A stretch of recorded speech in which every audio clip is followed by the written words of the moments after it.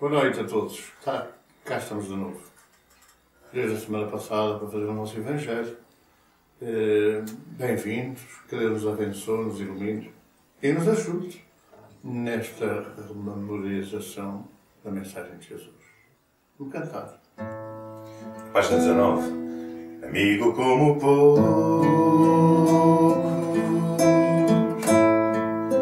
vivendo nossa dor, visita os que são loucos, com uma no calor. A terra é seu chão e ajuda com ardor. Entrega o coração aos famintos de amor. Francisco é seu nome, João foi com Jesus, o filho da Maria, que acompanhou na cruz e assim desfilhou adotivo da luz um mensageiro, dar-nos um lenitivo,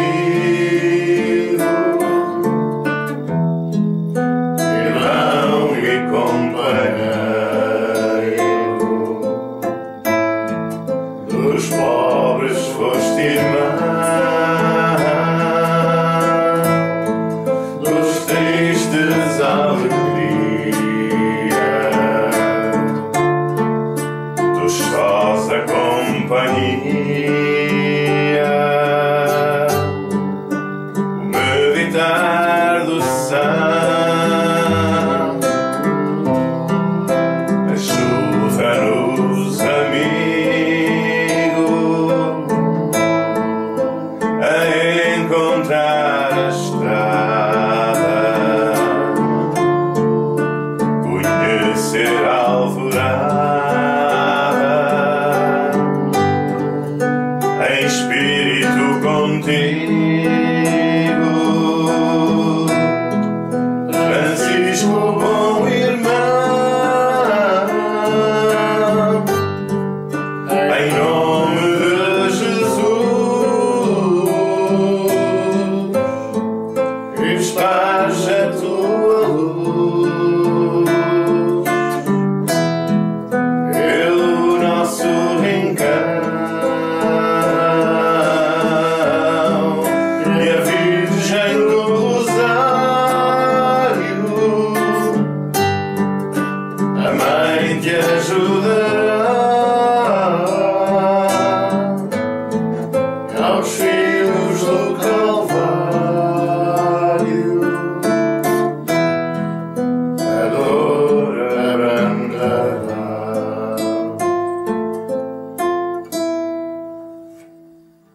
Senhor Jesus, no fundo somos todos um pouco filhos do Calvário, a precisar da tua ajuda, a precisar da ajuda dos teus falantes, socorristas, dos teus mensageiros. Permite, Senhor, esta noite, que nós possamos comungar com os nossos irmãos, os nossos familiares encarnados, com os nossos amigos e também vibrar pelos nossos inimigos, para que todos nos encontremos um dia na paz, na estabilidade de espírito. Sei connosco esta noite, Senhor, abençoando o nosso Evangelho.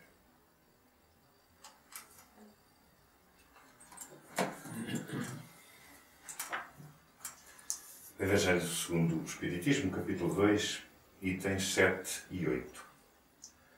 O Espiritismo alarga o pensamento e abre novos horizontes. Em vez desta visão estreita e mesquinha que o concentra sobre a vida presente, que faz do instante que passamos sobre a Terra o único e frágil momento da vida eterna, mostra que esta vida não é senão um elo no conjunto harmonioso e grandioso da obra do Criador. Mostra a solidariedade que une todas as existências do mesmo ser, todos os seres de um mesmo mundo e os seres de todos os mundos. Dá assim uma base e uma razão de ser à fraternidade universal, enquanto a doutrina da criação da alma, no momento do nascimento de cada corpo, torna todos os seres estranhos uns aos outros. Esta solidariedade entre as partes de um mesmo todo explica o que é inexplicável se se considerar apenas uma parte. É este conjunto que, no tempo do Cristo, os homens não poderiam ter compreendido. É por isso que reservou o conhecimento para outros tempos. Quem melhor do que eu pode compreender a verdade destas palavras do Senhor? O meu reino não é deste mundo. O orgulho perdeu-me na terra. Quem compreenderia o vazio dos reinos da terra se eu não os compreendesse? Que levei comigo da minha realeza terrena? Nada, absolutamente nada. E como para tornar a lição ainda mais terrível, não me acompanhou até ao túmulo. Fui rainha entre os homens, rainha acreditei entrar no reino dos céus. Que desilusão! Que humilhações quando, em vez de ser recebida como uma soberana, vi acima de mim, mais bem acima, homens que eu acreditava insignificantes e que eu menosprezava, porque não eram de sangue nobre. Oh, foi então que compreendi a esterilidade das honras e das grandezas que procuramos com tanta avidez sobre a terra. Para se preparar um lugar nesse reino, é preciso abnegação, humildade, caridade em toda a prática celestial, benevolência para com todos. Não vos perguntam o que tiverdes sido, nem que posição ocupastes, mas o bem que fizestes, as lágrimas que tiverdes enxugado. Ó Jesus, tu disseste que o reino não é na terra, que é preciso sofrer para chegar ao céu, e os degraus do trono não nos aproximam. São as veredas mais penosas da vida que a vós nos conduzem. Procurai então a estrada através das urzes e dos pinhos, e não entre as flores. Os homens correm atrás dos bens terrenos como se os pudessem guardar para sempre. Mas aqui não há mais ilusão. Eles apercebem-se, depressa, que não escolheram senão uma sombra e desprezaram os únicos bens verdadeiros e duradouros. Os únicos que lhes dão proveito na morada celestial. Os únicos que lhes podem abrir as portas. Tenham piedade daqueles que não ganharam o reino dos céus. Ajudem-nos nas vossas orações, porque a oração aproxima o homem do Altíssimo. É o traço de união entre o céu e a terra. Não o esqueçam. Uma Rainha de França, Le Havre, 1863.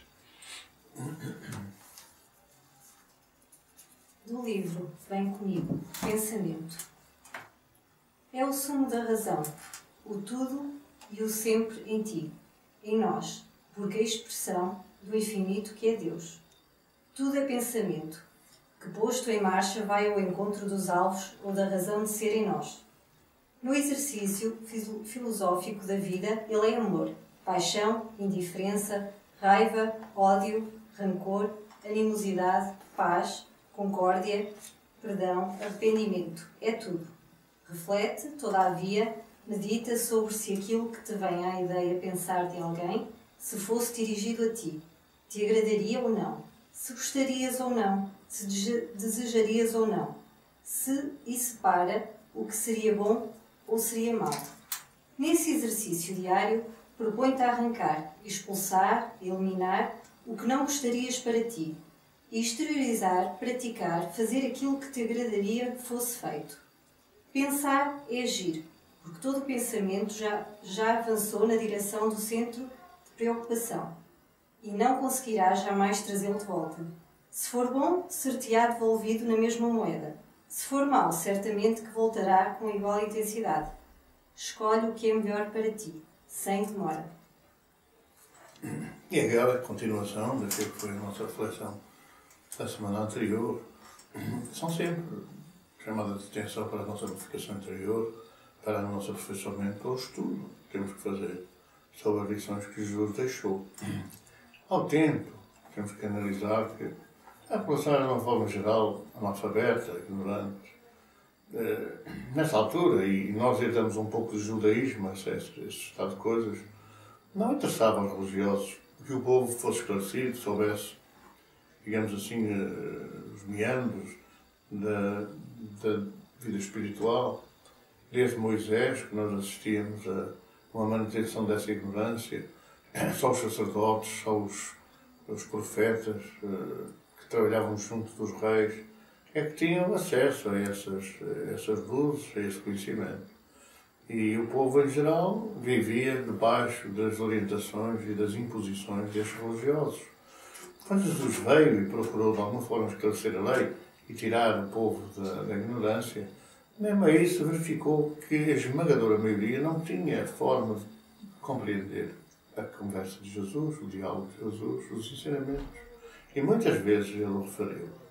Nem toda a gente tinha ouvidos de ouvir, isto é, interpretar as suas lições como referentes ao mundo que há de vir, referentes ao mundo espiritual, referentes ao reino que ele prometeu fartamente quando cá esteve, de preparar o lugar, de esperar que nós chegássemos a esse reino.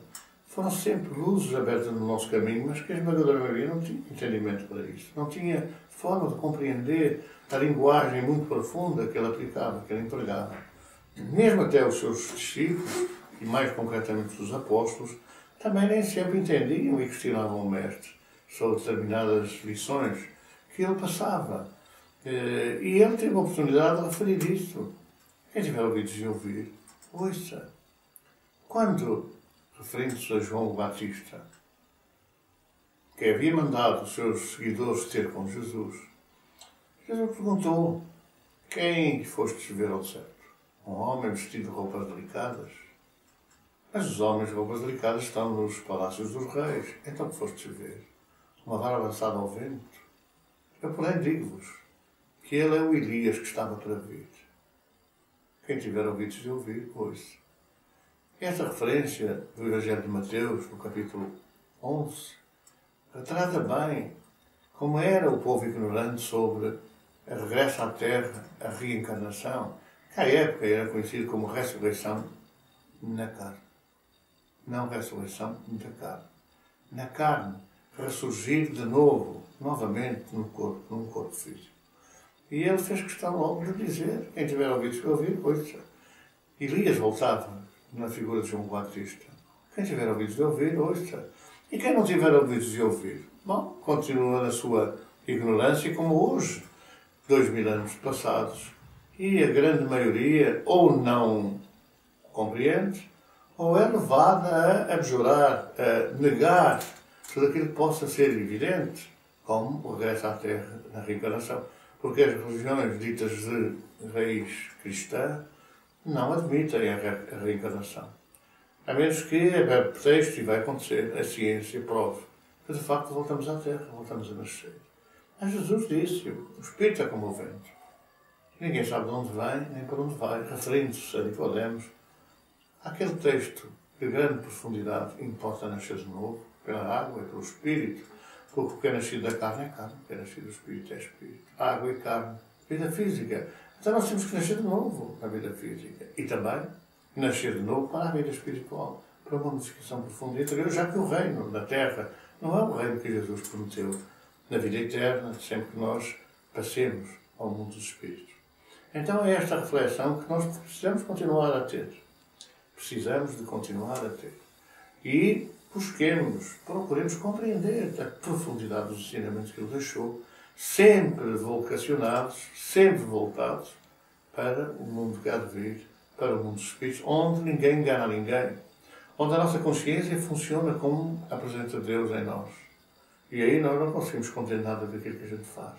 Eu disse: mas Deus está distraído, não olha para aquilo que a gente faz.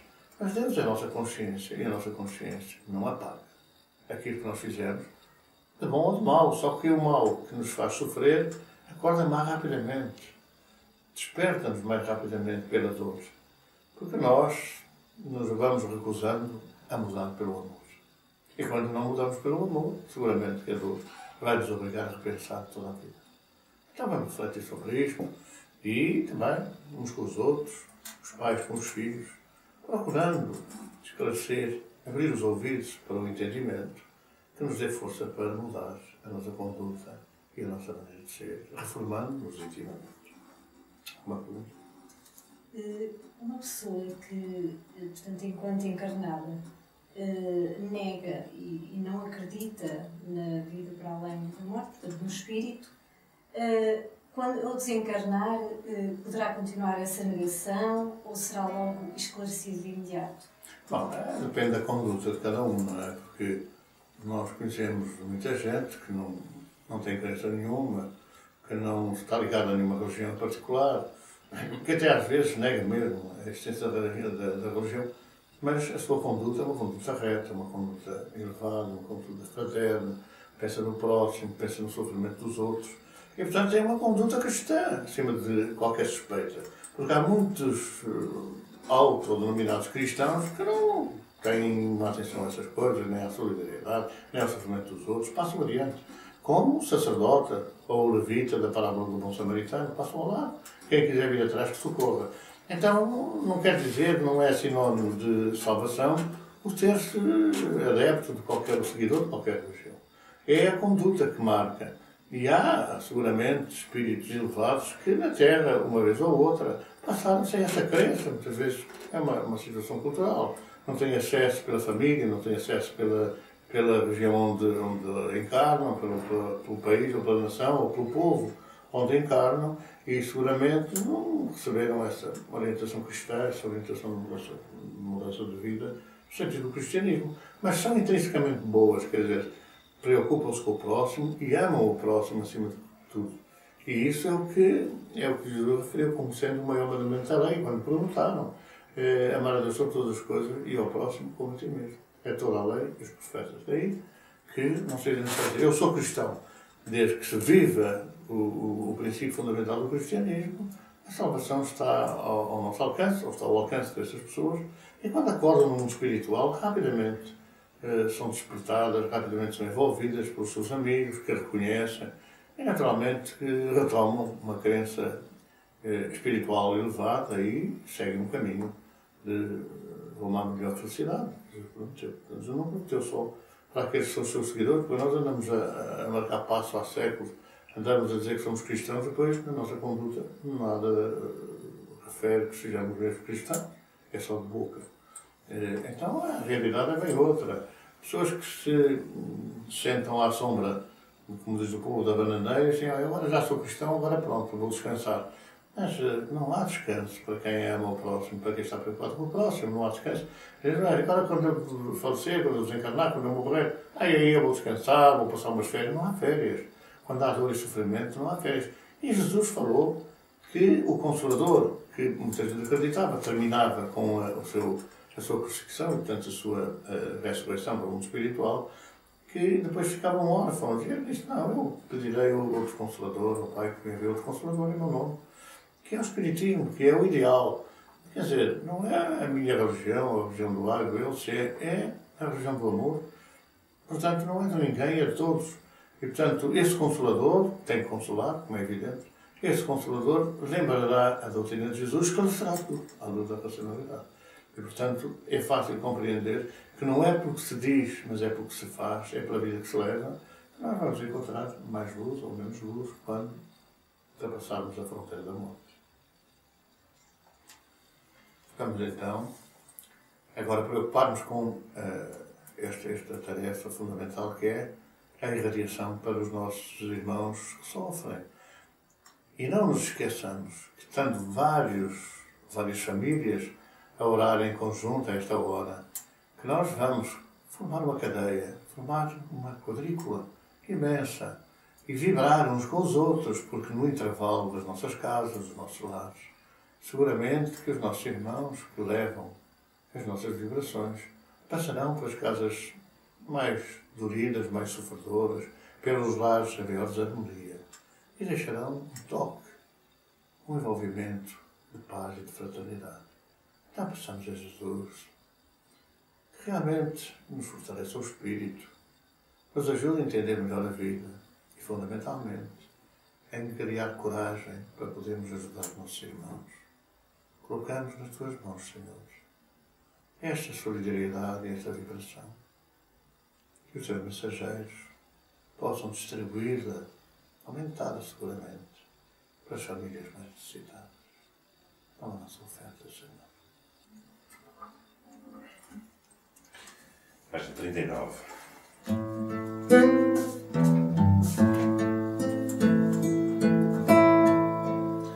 Venham ver, não há só tesouros na terra, quando o homem se decide amar, quando o homem se decide amar. Quem vier vai saber que é preciso aprender, pois é tarde e Jesus vai voltar. Pois é tarde e Jesus vai voltar. Pois são bem, ninguém sabe se parte ou se fica neste mundo, nesta terra tão falta de amor. Quem ouvir vai lutar, vai mudar, vai vencer, vai levar Jesus a quem sofrer, vai levar Jesus a quem sofrer.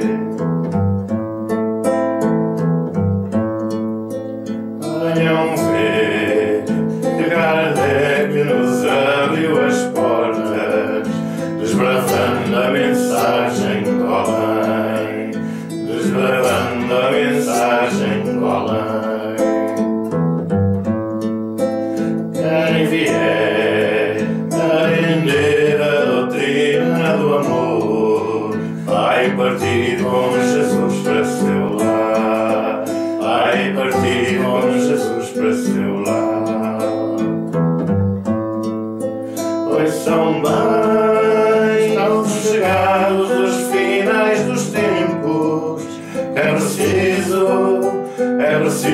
o mundo acordar. Quem calar vai parar, vai perder, vai partir, e a terra jamais vai voltar, e a terra jamais vai voltar.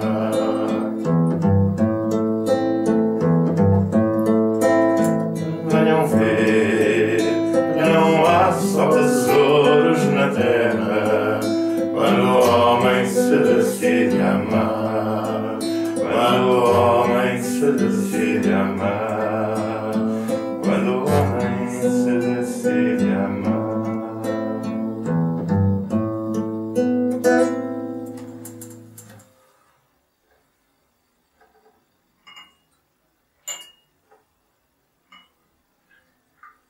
Não esqueceram certamente de pôr água na jarra e os copos a ser fluidificada e tomá-la agora, neste momento que encerramos o nosso Evangelho.